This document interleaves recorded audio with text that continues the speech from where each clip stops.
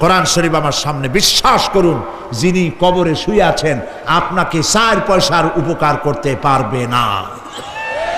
মাঝখানে আপনি শিরকের গুনাহ নিয়ে আল্লাহর দরবারে হাজির হবেন। মাজারে টাকা দিবেন না, পয়সা দিবেন না, মানত করবেন না। মাজার একটা ব্যবসা। মাজার আজকাল কি, মাজার আর রস সব ব্যবসা। আপনারা এইসব কাজে যাবেন না। আগরবাতি, মোমবাতি, চাদর দেওয়া, মশারি দেওয়া, এগুলো মুসলমানের কাজ না। হিন্দু, খ্রিস্টান, বৌদ্ধ যা করে আমরা কি তা করতে পারি? জোরে বলেন, পারি? কবরে যদি একটু চিন্তা করেন ভাইরা, মাথাটা একটু খাটান, কবরে যদি চাদর দেওয়াই লাগে তাহলে রাসূল করিম সাল্লাল্লাহু আলাইহি সাল্লামের কবরের উপরে সোনার সুতা দিয়ে চাদর দেওয়া উচিত ছিল। তুলার সুতা না, সোনার সুতা। আর ওই রকমের দেওয়ার সিস্টেম হলে উম্মতেরা সোনার সুতা না, নিজের বুক নিজে ভাইয়া কলিজা পার করে রাসূলুল্লাহর কবরের উপর দিয়ে দিত। নবীর পরে সম্মান সাহাবায়ে কেরাম। সাহাবায়ে কেরামদের কবরের উপরে চাদর নাই, আগরবাতি নাই, মোমবাতি নাই, গোলাপ পানি নাই, গম্বুজ নাই। মাজার একটা হইছে, সেটারে গম্বুজ বানাইতে হবে। কেন গম্বুজ বানাবে? দরকারটা কি? তওবা করুন, জিন্দেগিতে আর কোনোদিন মাজারে কোনো সাহায্য করবেন, 1 পয়সাও না। টাকা পয়সা দিবেন, টাকা পয়সা দিবেন, এতিমকে দিবেন, ভিক্ষুককে দিবেন, বিধবাকে দিবেন। পরীক্ষা দিতে পারে না, ফি দিতে পারে না, পরীক্ষা দিতে পারছে না, ওরে দেন। বাড়িতে চাল নাই, পানি পড়ে, ওরে দেন। অন্ধ মানুষকে দেন, লুলাকে দেন, এতিমখানায় দেন, মাদ্রাসায় দেন, টিউবওয়েল বানায় দেন যেখানে পানি নেই। এই সব কাজ করেন, সওয়াব হবে। সুবহানাল্লাহ কর। মাজারে, কোন মাজারে, আজকের মাহফিলে যত লোক হাজির হয়েছেন, কোন মাজারে কোনো টাকা পয়সা, আগরবাতি, মোমবাতি, চাদর জিন্দেগিতে দেবেন না। কারা দেবেন না? হাত উঁচু করে দেখান। আলহামদুলিল্লাহ। হাত নামা, হাত নামা। এরপরে থামেন, থামেন। এরপরে দেশে আজ অশ্লীলতার সয়লাব আমরা দেখতে পাচ্ছি। গতকালও আলোচনা করেছি। গত 5 বছর যারা ক্ষমতায় ছিলেন, অভিনয় নিয়ন্ত্রণ আইন তারা তুলে ফেলেছিলেন। অভিনয় নিয়ন্ত্রণ একটা আইন ছিল, কতদূর অভিনয় করা যাবে, একটা মেয়ে তার কাপড় কতটা কমাইতে পারবে, নাচে গানে অভিনেতা অভিনেত্রী একসাথে কতটা জড়াজড়ি করতে পারবে, এর একটা নিয়ম কানুন আগের থেকে ছিল। সেই নিয়ম কানুন ওই 5 বছরে তারা আইন পাশ করে নিয়ন্ত্রণ আইনটা তুলে দিয়েছে। ফলে কাপড়েরও বালাই নাই, আর জড়াজড়ির এমন সব ছবি যা কোনো মানুষের দেখার কোনো উপায় নাই, যেগুলি দেখলে চোখ সাবান দিয়ে ধোয়া লাগে। নাউজুবিল্লাহ বলেন। বাংলাদেশ সুপ্রিম কোর্ট, বর্তমান সরকারের আমলে বাংলাদেশ সুপ্রিম কোর্ট সুমোটো আইন জারি করেছে, যে সমস্ত অশ্লীল ছবি করা যাবে না, অশ্লীল পোস্টার লাগানো যাবে না। আমি গতকাল এখানে বলেছি, কুমিল্লার ডিসি সাহেবকে আমি গত রাত্রে তার সঙ্গে আমি কথা বলেছি, তিনি একমত হয়েছেন। কুমিল্লার কোন দেওয়ালে সিনেমার অশ্লীল পোস্টার থাকতে পারবে না। সিনেমা ব্যবসায়ীদের বলে দিবেন, আপনারাও বলে দিবেন তাদেরকে, সিনেমার ব্যবসা করো, অশ্লীল ছবি দেখাইতে পারবে না। বাইরে লেখা থাকবে একটার ভিতরে কাটপিস দেখাবা ইংলিশ ছবি। এই হারাম ব্যবসা, সিনেমার ব্যবসা যারা করে ওদের মতো কপাল পোড়া আকাশের নিচে জমিনের উপরে আর নাই। কারণ কি জানেন? কারণ কি? আরে বাবা থামো। কারণ কি সেটা শোনেন। কারণ হচ্ছে, মসজিদ যে বানাইলো, ওই মসজিদে যতদিন নামাজ হবে, জিকির হবে, তেলাওয়াত হবে, কিয়ামত পর্যন্ত যে পয়সা দিছিল সে সওয়াব পাবে। আর সিনেমা যে বানাইলো, সিনেমা দেখিয়া এরকম বই কি কুমিল্লা আসছে? এমন একটা লোকেরা বলাবলি করতেছে, সুবহানাল্লাহ, এমন একটা ছবি আসছে, যারাই দেখলো সব উমরা করতে রওনা হয়ে গেছে। এমন ছবি আসছে যা দেখিয়া সমস্ত মানুষ তাহাজ্জুদ পড়া শুরু করছে। এরকম হয়েছে। যত ছবি আসলো, ছবি দেখলো, পরের মেয়ে কেমনে হাইজ্যাক করবে, কেমনে ব্রিফকেসের মধ্যে বন্দুক রাইফেল এগুলি ভাঙ্গে চুরে থুইয়া 10 তলার গ্লাস ভাঙ্গা লাভ দিয়ে পড়িয়া, খালের মধ্যে পড়িয়া, নদীর মধ্যে দিয়ে ফুরিয়ে উঠিয়া, পাহাড়ের উপর দিয়ে পরের মেয়ে নিয়ে দৌড় দিল। এইসব সন্ত্রাসী, ডাকাত, জেনাকার, বদমাশ তৈরি করা হয়। ঠিক না বলো?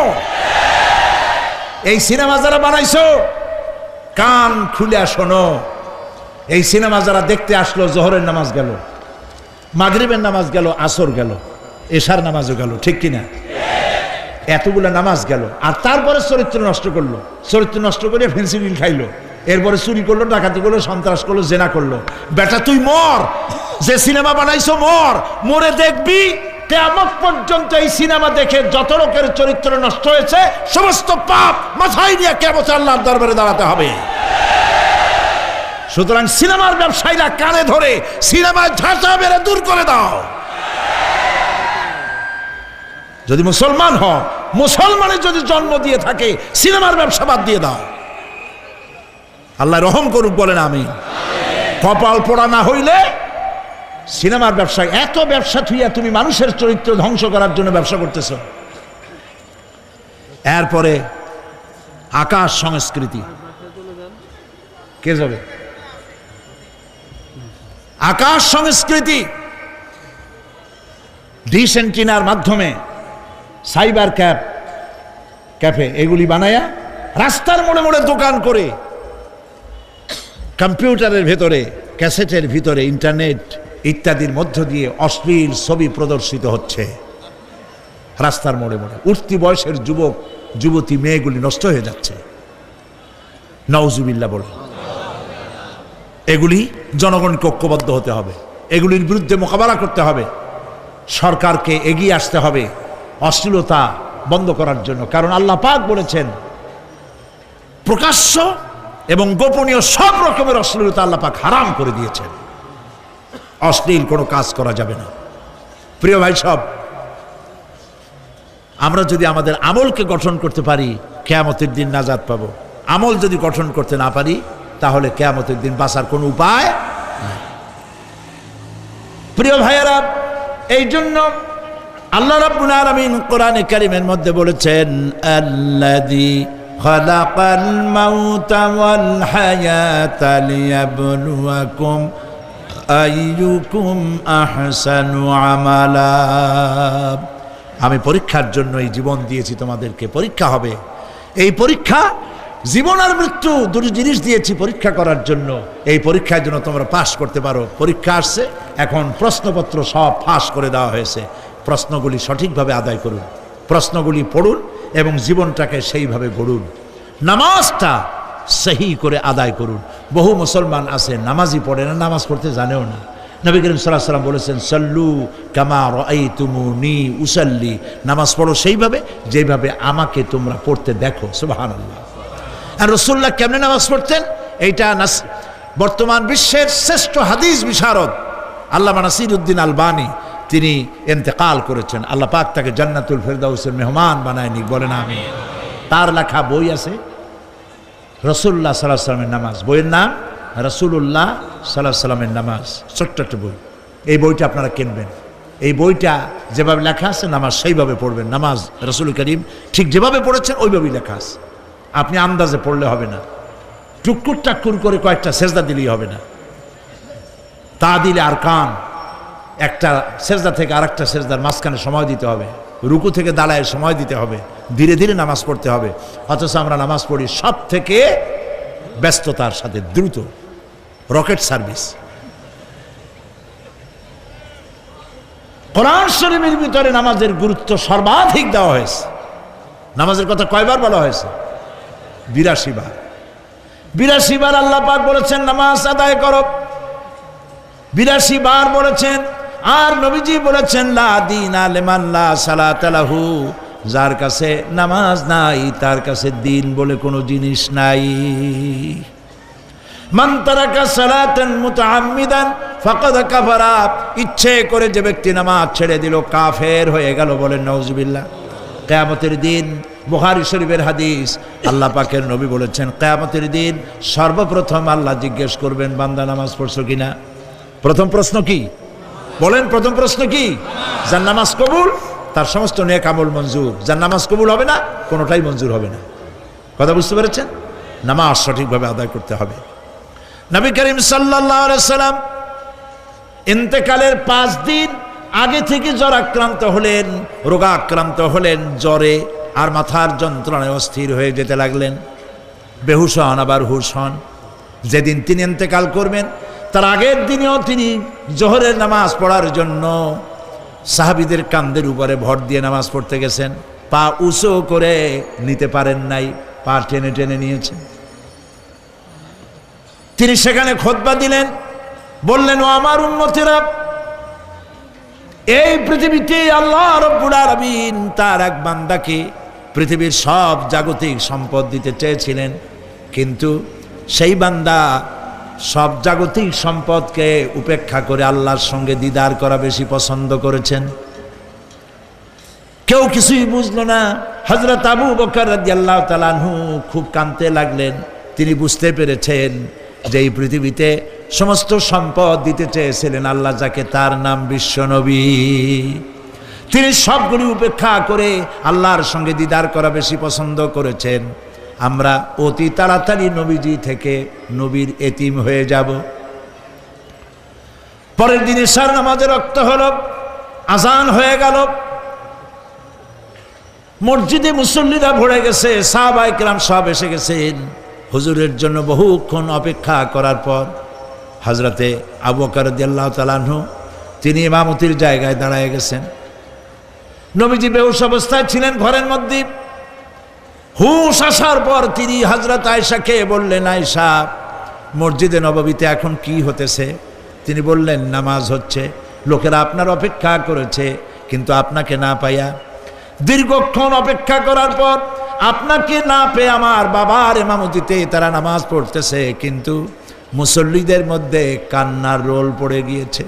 তাদের ধারণা হয়েছে নবীজির জায়নামাজে যখন হযরত আবু বকর দাঁড়ায় গেছে, নবীজির পিছনে নামাজ পড়া আর আমাদের কিসমতে হবে না। নবীজি বলছেন, আয়েশা রে, মসজিদে নববীর দিকের দরজাটা খুলে দাও, আমি নামাজের দৃশ্য দেখতে চাই। দরজা খুলে দেওয়া হলো। নবীজি কোনো রকম মাথা উঁচু করে মসজিদে নববীতে নামাজের দৃশ্য নিজে অবলোকন করে আবার শুয়ে পড়লেন। হযরত আয়েশা লক্ষ্য করে দেখেন নবীজির চোখের পানি দিয়ে কোনা দিয়া পানি বেয়ে বেয়ে পড়ছে। হযরত আয়েশা প্রশ্ন করলেন, ইয়া রাসূলুল্লাহ, নামাজের দৃশ্য দেখি কাঁদছেন কেন? হুজুর বলেন, আয়েশা রে, এটা কোনো দুঃখের পানি নয়, আমি কাঁদতেছি এই জন্যে, এই নামাজের জামাত কায়েমের জন্য তায়েফের ময়দানে অনেক রক্ত ঝরেছে, আবার উহুদের ময়দানে দান দান শহীদ হয়েছে, সাহাবায়ে কেরাম জীবন দিয়েছে। আজ আমি দেখতে পেলাম আমার উম্মতেরা জামাতে নামাজ পড়ছে। আমার ধারণা হলো ভবিষ্যতে কিয়ামত পর্যন্ত আমার উম্মতেরা এইভাবে জামাত বন্দী হয়ে নামাজ আদায় করবে। নবীজি আবার বেহুশ হয়ে পড়লেন।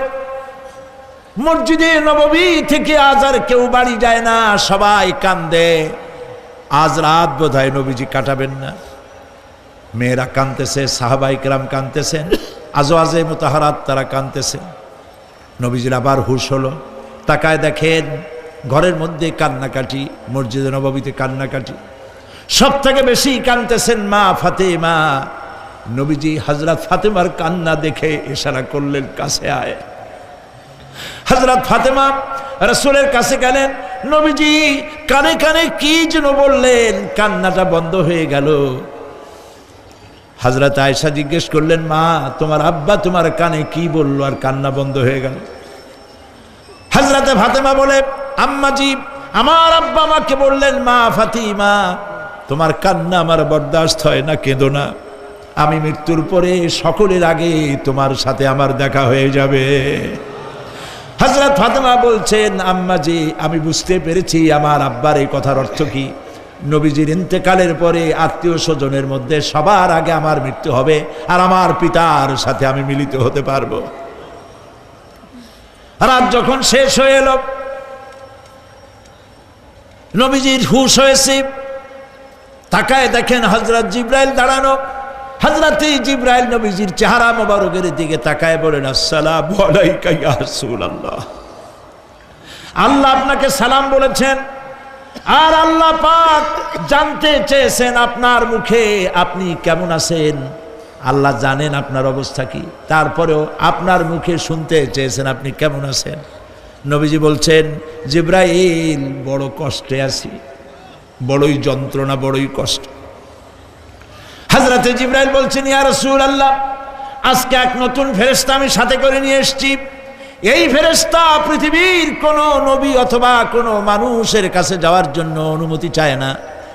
আজ আপনার কাছে অনুমতি ভিক্ষা চায় কাছে আসার জন্যে। ওই ফেরেশতার নাম হচ্ছে মালাকুল মউত। হযরতে মালাকুল মউত বলেন, ইয়া রাসূলুল্লাহ, এই পৃথিবীতে আদম আলাইহিস সালাম থেকে নিয়ে পর্যন্ত কোন মানুষের জান কবজের জন্য আমার অনুমতি চাওয়া লাগে নাই, আর কোনোদিন লাগবে না। আজ আমি আসার সময় আল্লাহ বলেছেন, আপনার জান কবজের জন্য আমি যেন আপনার কাছে অনুমতি ভিক্ষা চাই। নবীজি বলছেন, আমি যদি অনুমতি না দেই তো কি হবে? হযরতে মালাকুল মউত বলছেন, ইয়া রাসূলুল্লাহ, অনুমতি যদি না দেন আমি ফেরত চলে যাব। আমাকে সেভাবেই বলা হয়েছে। হযরতে জিবরাইল বলেন, ইয়া রাসূলুল্লাহ, হে আল্লাহ রাব্বুল আলামিন আপনার দিদারের ইন্তজার করতেছে।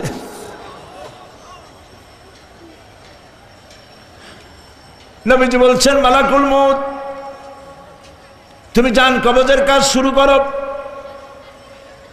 মালাকুল মউত যখন কাছে এসেছে, রাসূল জিজ্ঞেস করলেন, আয়েশা, ঘরে যে কয়েক টুকরা স্বর্ণ ছিল সেগুলোর কি অবস্থা? ছোট ছোট 6 টুকরা স্বর্ণ ছিল। হযরত আয়েশা বলছেন, হুজুর আমি এগুলো রেখে দিছি। হুজুর বলছেন, না, রাখতে পারবে না, আমার ইন্তেকালের আগে খয়রাত করে দাও। মুহাম্মদ সাল্লাল্লাহু আলাইহি ওয়াসাল্লাম আল্লাহর কাছে অবস্থায় উঠবে না যে তার ঘরের ভিতরে সোনা ছিল। দিয়ে দাও, খয়রাত করে দিয়ে দাও। হযরতে মালাকুল মউত রাসূলের জান কবজ শুরু করে দিলেন। রাসূলুল্লাহ জীবনের শেষ কথা বললেন, আসসালাত আসসালাত ওয়া মা মালাকাত আইমানুকুম। আমার উম্মতেরা বিদায় লগ্নে বলে গেলাম, নামাজ নামাজ নামাজ ছেড়ে দিও না।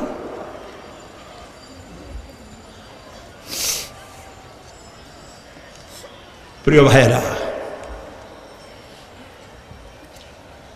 নবী করিম সাল্লাল্লাহু আলাইহি ওয়াসাল্লাম জীবনের শেষ কথা বলে গেছেন নামাজ। সেই নামাজে আমাদের যত সব অবহেলা। স্ত্রীকে নামাজ পড়ান, বউকে নামাজ পড়ান, ছেলে মেয়েকে নামাজ পড়ান। দোকানদার ভাইরা যখন আজান হয়ে যাবে দোকান বন্ধ করে দেন। আপনি আপনার কর্মচারীরা নামাজ পড়তে যান। যতটুকুন সময় নামাজ পড়তে গেছে এই সময় বিক্রি করলে যা লাভ হইতো, এরপরে বিক্রি করলে আল্লাহ 10 গুণ বেশি বরকত দিতে পারেন। পারেন কিনা? পারেন কিনা? পারেন। আল্লাহর বিশ্বাস করেন, আল্লাহ আপনারে বরকত দিবে। আপনার কর্মচারী, দোকানদারে, বাড়ি ঘরে স্ত্রী পুত্র পরিজন যারা আছে সবাইকে নামাজি বানান। নামাজি বানাবার জন্য চেষ্টা করেন। নামাজ রোজা ইত্যাদি করুন। মিথ্যা বলবেন না, ওজনে কম দিবেন না, খাদ্যে ভেজাল দিবেন না, ঘুষ খাবেন না, ঘুষ দিবেন না, মানুষের উপর অত্যাচার করবেন না, কাউকে কষ্ট দিবেন না। মানুষ যেন আপনার ব্যবহারে কষ্ট না পায়। আল্লাহ পাক বলেছেন, ওয়াকুলু লিন্নাসি হুসনা, মানুষের সাথে সুন্দর সুন্দর কথা কও। নবী করিম সাল্লাল্লাহু আলাইহি ওয়াসাল্লাম বলেছেন, মানুষের সাথে যদি হাসি মুখে কথা বলো একটা সদকা দেওয়ার সমান সওয়াব হয়ে যাবে। মানুষকে ভালোবাসো, গরিবদের ভালোবাসো, তাদের অর্থ কড়ি দাও, পয়সা কড়ি দাও, তোমার যা আছে দিতে থাকো। কুয়ার পানি যত উঠাবেন তত কুয়ার পানি ভালো থাকবে, আর পানি উঠাবেন না কুয়ার পানি পচে যাবে। এই জন্য আল্লাহর রাস্তায় পয়সা যত ইনকাম হচ্ছে খরচ করতে থাকেন, আল্লাহ পাক দিতে থাকবেন। আল্লাহ পাক বলেছেন যে সদকার মালকে আল্লাহ বৃদ্ধি করে দেন, আর দান সদকা যারা করে না, জাকাত দেয় না, তাদের মালকে আল্লাহ ধ্বংস করে দেন, হালাক করে দেন। এগুলোর দাম নাই, অশান্তি বাড়বে। বউ কথা শুনবে না, সন্তানাদি কথা শুনবে না, মামলা মোকদ্দমা, অশান্তি আর অশান্তি। আর আল্লাহর পথে থাকুন, আল্লাহ শান্তি বাড়ায় দেবেন। আমরা বলি আমিন। প্রিয় ভাই সব, আমি কিছু আলোচনা আজকে আল্লাহ পাক যা করাইছেন এগুলি যেন আল্লাহ আমারে আমল করার তৌফিক দেন। আমি মাঝে মধ্যে ভয় পাই, একদিন তো এই খবর নিশ্চয়ই হবে যে সাইদি বিদায় হয়ে গেছে। সেদিন খালি হাতে যেন আল্লাহর কাছে না যাই, আমি যেন আসামি না হই যে আমি যা বলছি মানুষকে 40 বছর একটানা যা বললাম আমি নিজে আমল করতে পারি নাই। এরকম ভিক্ষুক যেন আমি না হই, আমি যা মানুষকে বলেছি আমি যেন তা আমল করতে পারি। আমি আপনাদের কাছে দোয়া চাই। আমরা কেউ বাঁচবো না। এই যে দেখা হলো, আবার দেখা নাও হইতে পারে। সেই জন্য আমরা আমাদের জীবনকে যেন তৈরি করি। আপনারা কোরআন শরীফ পড়ুন, দিন শিখুন, ইমান শিখুন, ভালো থাকুন, ভালো হয়ে চলুন। এখন মোনাজাত হবে, দাঁড়ানো ভাইরা বসে। রাস্তাঘাটে দুজন মুসলমান করে একটা মহিলা এবং তার ছেলে, রাস্তাঘাটে যিনি যেখানে আছেন, আখেরি মোনাজাত, অ্যাডভোকেট উনি দায়িত্ব নিয়েছেন। এই মোনাজাতে অংশগ্রহণ করা একটা বিরাট সওয়াবের কাজ। সুবহানাল্লাহ। দাঁড়ানো ভাইরা বসেন, আমি তো দেখতে পাচ্ছি কোথায় কে দাঁড়ানো। বসতে বলছি, আমি তো এর আগে বলিনি একবারও যে বসান বসেন। মোনাজাতের আদব হলো বসা। রাস্তায়, পথে, ঘাটে, গেটে যিনি যেখানে আছেন সেখানে বসে আর জোরে সরে জিকির করেন সুবহানাল্লাহ, আলহামদুলিল্লাহ, লা ইলাহা যারা কবি লিখছে নগতি অনেক আছে মারা দেখতে সুবহানা ইসলাম সেখানে সদস্য নজরুল ইসলাম।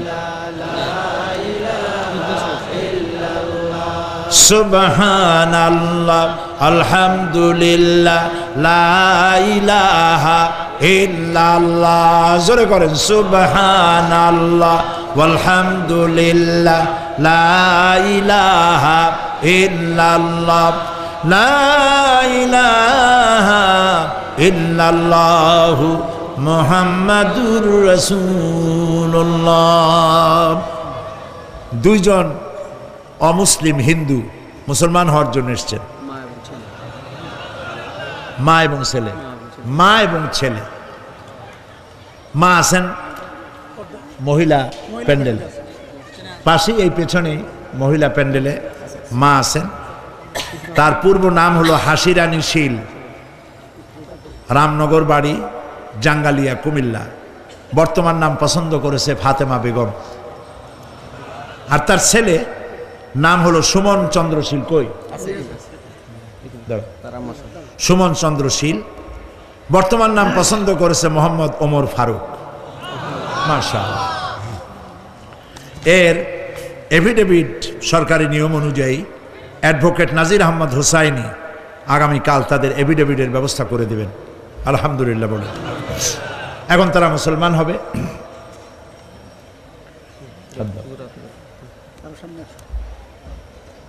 যে বোন আমাদের মুসলমান হচ্ছেন, হাসি রানী, বর্তমান নাম ফাতেমা বেগম, আমরা এখানে যা পড়তেছি আপনি তাই উচ্চারণ করবেন।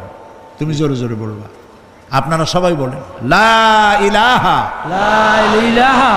ইল্লাল্লাহু মুহাম্মাদুর রাসূলুল্লাহ। আল্লাহ ছাড়া কোনো ইলাহা নাই, মাবুদ নাই, মুহাম্মদ সাল্লাল্লাহু আলাইহি ওয়াসাল্লাম আল্লাহর প্রেরিত রাসূল। আশহাদু আন লা ইলাহা ইল্লাল্লাহু ওয়াহদাহু লা শারীকা লাহু ওয়া আশহাদু আন্না মুহাম্মাদান আবদুহু ওয়া রাসূলুহু। আমি সাক্ষ্য দিচ্ছি আল্লাহ ছাড়া কোনো ইলাহ নাই, কোনো মাবুদ নাই, কোনো উপাস্য নাই। তিনি এক, তিনি একক, তার কোনো অংশীদার নাই। আমি আরো সাক্ষ্য দিচ্ছি মুহাম্মদ সাল্লাল্লাহু আলাইহি ওয়াসাল্লাম আল্লাহর প্রেরিত রাসূল এবং তারই বান্দা। সবাইকে সালাম দাও, আসসালামু আলাইকুম। আপনারা সালামের জবাব দেন। আল্লাহর এই বান্দা মাত্র কয়েক মুহূর্তে আগে ছিল মুশরিক, আর এখন আমাদের তাওহীদি ভাই। আমাদের কি হয়ে গেছে? ভাই। আমাদের সকলের আমল নামায় গুনাহ আছে, এই যুবকের আমল নামায় এখন কোনো গুনাহ নাই। নিষ্পাপ, মাসুম, বেগুনাহ। আল্লাহ তার প্রতি রহম করুক, আমরা বলি আমিন। ইসলাম কবুল করার স্বেচ্ছায় সজ্ঞানে ইসলাম কবুল করার কারণে এই বিশাল লাখো জনতার পক্ষ থেকে আমি তাকে আলিঙ্গন করছি।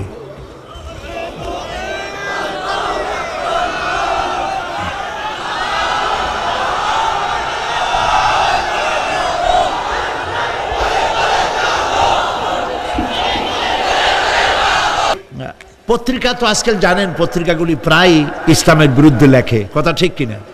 সেই ক্ষেত্রে কুমিল্লা একটা পত্রিকা বের করেছে, সাপ্তাহিক মেঘতি, মেঘনা, গোমতী, তিতাস, 3টা নদীর কূলে যারা বাস করে তাদের কথাই এ পত্রিকা বলবে, বৃহত্তর জনগোষ্ঠীর ইমান, আকিদা ও সংস্কৃতির উপরে ভিত্তি করে।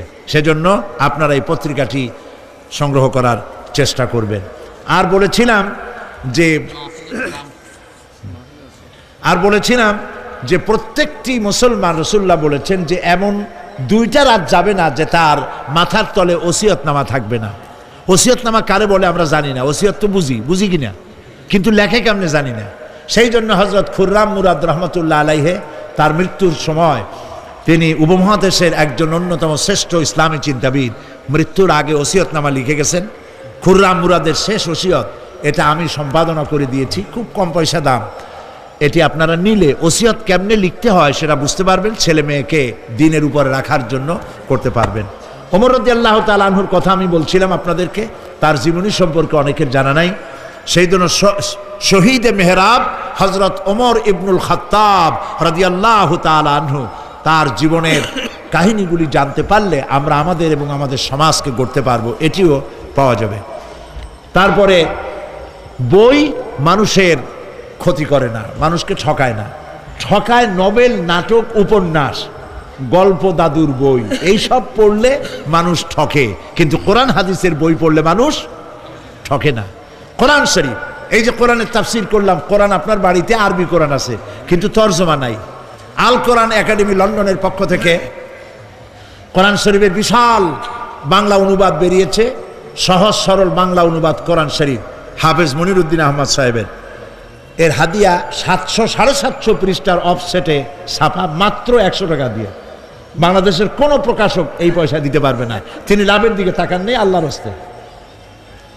তো এটা আপনারা নিতে পারবেন। আর তাফসীর বোঝার জন্য তাফহিমুল কোরআনের কোনো জুড়ি নেই, আলহামদুলিল্লাহ বলেন। কি তাফসীর নাম বলেন? তাফহিমুল কোরআন আপনারা কিনবেন। ফি জিলালিল কোরআন, সৈয়দ কুতুব শহীদ রহমতুল্লাহ আলাইহি, তার তাফসীর আপনারা নেবেন, এখানে পাওয়া যাবে। ঢাকা থেকে এই বইগুলি আসছে, আপনারা নিয়ে যাবেন। আল্লাহ নেওয়ার তৌফিক দিন, জোরে বলেন আমিন। সবশেষে আমার 40 বছর কোরআনে কারীমের, আমাকে লোকেরা মুফাসসিরে কোরআন বলে, কিন্তু আমি নিজেকে মুফাসসিরে কোরআন বলে মনে করি না। আমি মনে করি আমি কোরআনের একজন ছাত্র, তাফসীরের ছাত্র। তাফসীরের একজন ছাত্র হিসেবে 40 বছর একটানা দেশে আর বিদেশে কোরআনের কিছু খেদমতের তৌফিক আল্লাহ দিয়েছিলেন। সেই কথাগুলি ক্যাসেটবদ্ধ আকারে সারা পৃথিবীতে ছড়িয়ে পড়েছে। পৃথিবীর এমন কোনো জায়গা নাই যেখানে বাংলাদেশি মুসলমান আছে আর তারে গোলামের ক্যাসেট পৌঁছায় নাই, এমন কোনো জায়গা নাই, সব জায়গায় আল্লাহ পৌঁছায় দিয়েছে। কিন্তু একদিন তো এমন হবে যে ক্যাসেট থাকবে না, আর সাইডিও থাকবে না, লেখাগুলা থাকে। সেই জন্য আমার বন্ধু মহল আমাকে খুব চাপ সৃষ্টি করলো লেখার জন্য। তাফসীর লেখা হয়েছে, তাফসীর এখন কিতাব আকারে বেরিয়ে গেছে। তাফসীরে তারা নাম রেখেছে তাফসীরে সাঈদী। সূরা ফাতিহা গতকাল বলেছি, চট্টগ্রামে তাফসীর করেছিলাম 5 দিন। সূরা ফাতিহার উপরে 46 জন হিন্দু খ্রিস্টান মুসলমান হয়েছে। সূরা নাবা করলাম, এবার 31 জন হয়েছে। চট্টগ্রামে 5 শতাধিক খ্রিস্টান, হিন্দু, বৌদ্ধ গত 24 বছরে ইসলাম কবুল করেছে, আলহামদুলিল্লাহ। সূরা আসর, ছোট্ট সূরা, এই ছোট্ট সূরাটি সম্পর্কে ইমাম শাফি রহমতুল্লাহ আলাইহি বলেছেন যে এই সূরাটি যদি কেউ বোঝে আর আমল করে, হেদায়েতের জন্য, জান্নাতে যাওয়ার জন্য এই একটি সূরাই যথেষ্ট। এর উপরে 5 দিন তাফসীর করেছি চট্টগ্রামে, 36 জন হিন্দু, খ্রিস্টান, বৌদ্ধ মুসলমান হয়েছে। সূরা আসর, এই ছোট্ট সূরাটির তাফসীর হয়েছে 488 পৃষ্ঠা, আলহামদুলিল্লাহ। আপনারা মেহেরবানি করে নিয়ে যাবেন তাফসীরে সাঈদী, সূরা আল আসর, এগুলি পাওয়া যাবে ওখানে। এই বিশাল কিতাবের হাদিয়া তারা রেখেছে মাত্র 200 টাকা। আপনারা যারা পারেন নিয়ে যেতে চেষ্টা করবেন। আমি চাই আপনাদের ঘরে ঘরে তাফসীর থাকুক, যাতে করে আপনি বুঝতেও পারবেন আর আমাকে দোয়াও করতে পারবেন। আমি আমার পক্ষ থেকে, আমি নিজের ভাইয়ের মতো মনে করি, আজকের সভাপতি কুমিল্লার সকল মানুষের কাছে সম্মানের পাত্র আলহাজ এম.এ. চৌধুরী সাহেবকে আমি সূরা তাফসীরে সাঈদী, সূরা আল আসর আমি হাদিয়া দিচ্ছি।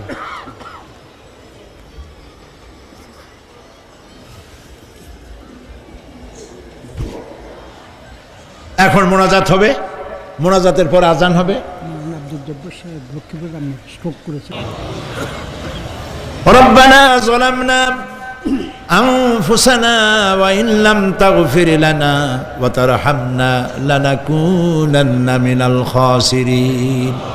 সবাই পড়েন আমার সাথে, রব্বানা যালামনা আনফুসানা ওয়া ইন লাম তাগফির লানা ওয়া তারহামনা লানাকুনান্না মিনাল খাসিরিন। হে আল্লাহ তাআলা, তোমার আরশে আজিম থেকে তাকায় দেখো, কুমিল্লার ঈদগাহ ময়দানে বিশাল ময়দান, রাস্তাঘাট, মানুষ উপচে পড়েছে, লাখো জনতা। আমরা গুনার বোঝা নিয়ে তোমার দরবারে হাত তুলেছি।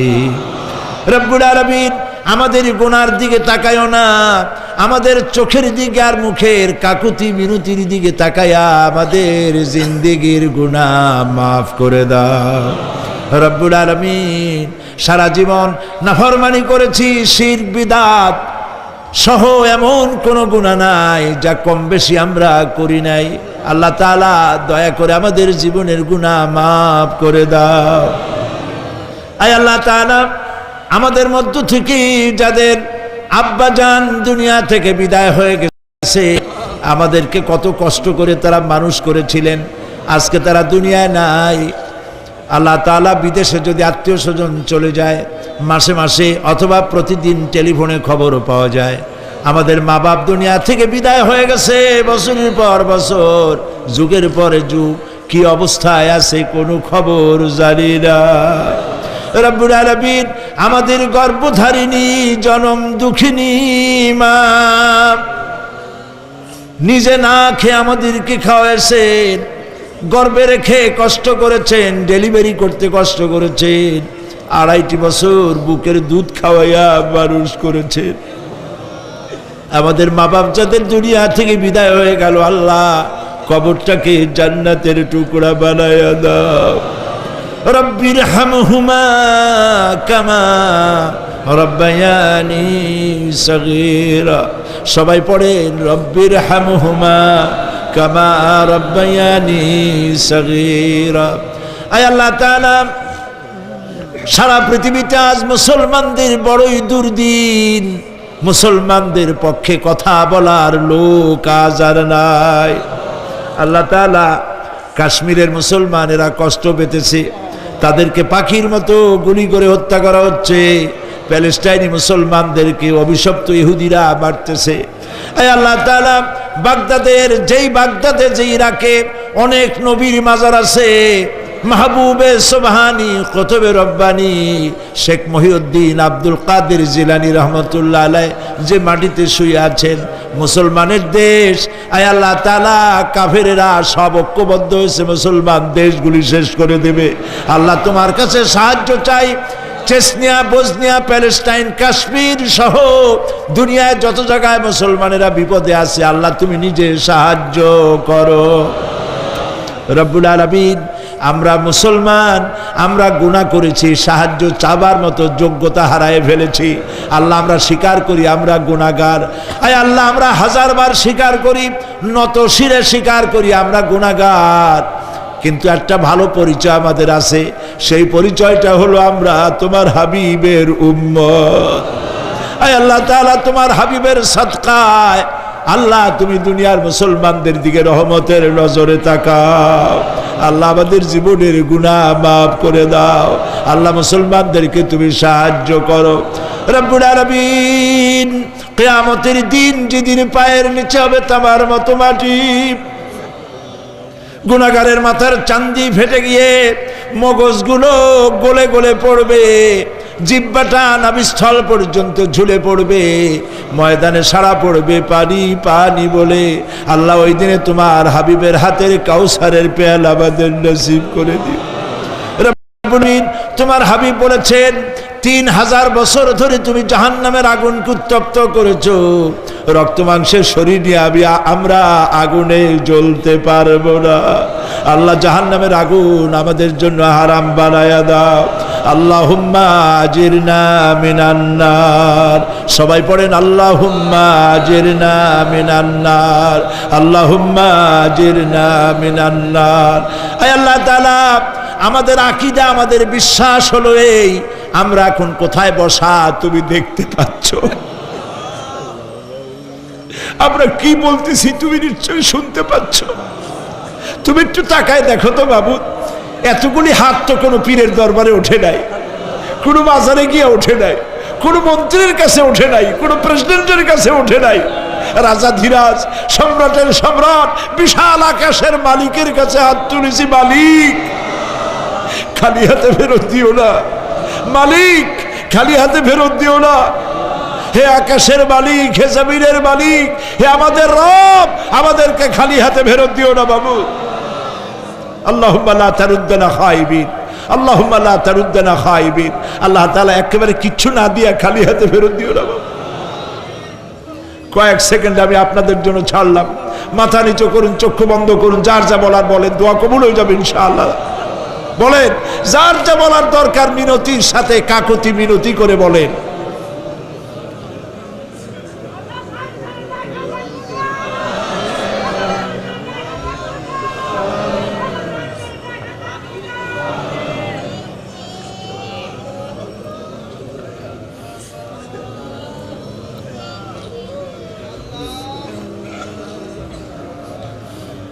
আল্লাহ তাআলা তোমার বান্দারা, তুমি তাকায় দেখো, আসামির মতো বসছে, কি চাইতেছে তুমি শুনতে পাচ্ছ।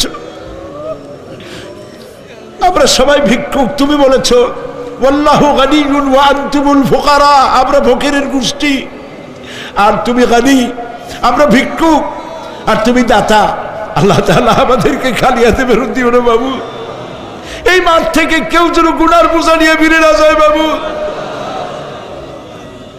আল্লাহ তাআলা সিরাতুন নবী কমিটি প্রত্যেক বছর মাহফিল করতেছে, আল্লাহ তাদেরকে কবুল করো। আল্লাহ তাআলা জনাব এম এস চৌধুরী সাহেব বার্ধক্যে পৌঁছে গেছেন, তার স্ত্রীর প্রতি, তার প্রতি রহম করো। ওনার সাথে যারা আছে, কাজী দিন মোহাম্মদ সাহেব, রব সাহেব সহ যারা আছেন, সকলের প্রতি রহম করো। আল্লাহ তাআলা এই কুমিল্লাকে ইসলামী আন্দোলনের দুর্গ বানায় দাও। শিবিরের যে ছেলেটি ক্যান্সার রোগাক্রান্ত হয়েছে, ডাক্তার বলেছে 3-4 মাসের বেশি বাঁচবে না, কিন্তু তুমি ভালো জানো। আল্লাহ পাক, আমরা এই ছেলেটির জীবন তোমার কাছে ভিক্ষা চাইতেছি বাবু, তুমি ভিক্ষা দিয়া দাও। আল্লাহ তাআলা এইভাবে যাদের কিডনি নষ্ট হয়েছে, হার্টের বাল্ব নষ্ট হয়েছে, তুমি মেহেরবানি করে তাদেরকে তা দিয়ে দাও। আল্লাহ প্রত্যেকের প্রতি তুমি রহম করো। আল্লাহ তাআলা আর একটা কথা বলি, তুমি তো সেই মহান সত্তা যার কাছে বেশি চাইলে অসন্তুষ্ট হও না।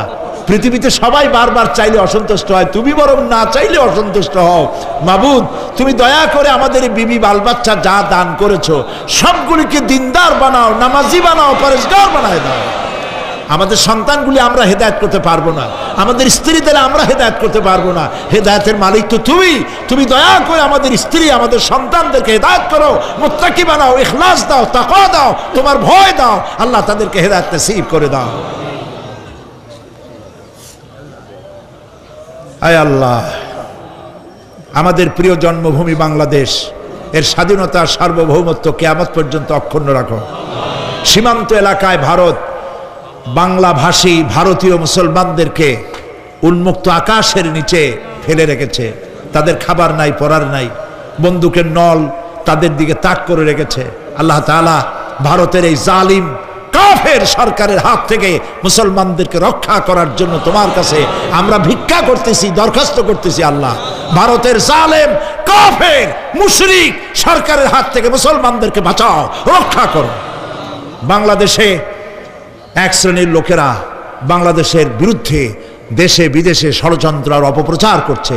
আল্লাহ তাআলা এই হিংসুকদেরকে অপপ্রচার থেকে বিরত করে দাও। আল্লাহ তাদের হেদায়েত নসিব করে দাও। আল্লাহ তাদের হেদায়েত নসিব করে দাও। কপালে হেদায়েত না থাকলে এগুলির দুনিয়া থেকে গজব দিয়ে বিদায় করে দাও আল্লাহ তাআলা। রব্বানা তাকাব্বাল মিন্না ইন্নাকা আনতাস সামিউল আলিম ওয়া তুব আলাইনা ইন্নাকা আনতাত তাওয়াবুর রহিম। আয় আল্লাহ তাআলা, আমাদের দেশের সেনাবাহিনী, আমার দেশের বিডিআর, আমার দেশের পুলিশ বাহিনী, তাদেরকে দিন দাও, ঈমান দাও, চরিত্র দাও, ভালো রাখো আল্লাহ। তাদের উপরে তোমার রহমত নাজিল করো। রিকশাওয়ালা, ঠেলাওয়ালা, কুলি মজুর, কষ্ট করে যারা রুজি কামাই করে আল্লাহ তাদের রুজিতে বরকত দিয়ে দাও। সুবহান রাব্বিকা রাব্বিল ইজ্জাতি আম্মা ইয়াসিফুন ওয়া সালামুন আলাল মুরসালিন ওয়ালহামদুলিল্লাহি রাব্বিল আলামিন ওয়া জাআল আখিরা কালামিনা ইনদাল মাউত লা ইলাহা ইল্লাল্লাহু মুহাম্মাদুর রাসূলুল্লাহ। আসসালামু আলাইকুম ওয়া রাহমাতুল্লাহ।